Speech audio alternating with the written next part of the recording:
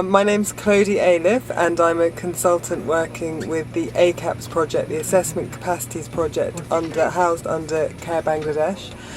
Today we took a flight up to the north of the country to do an aerial assessment of the flood situation.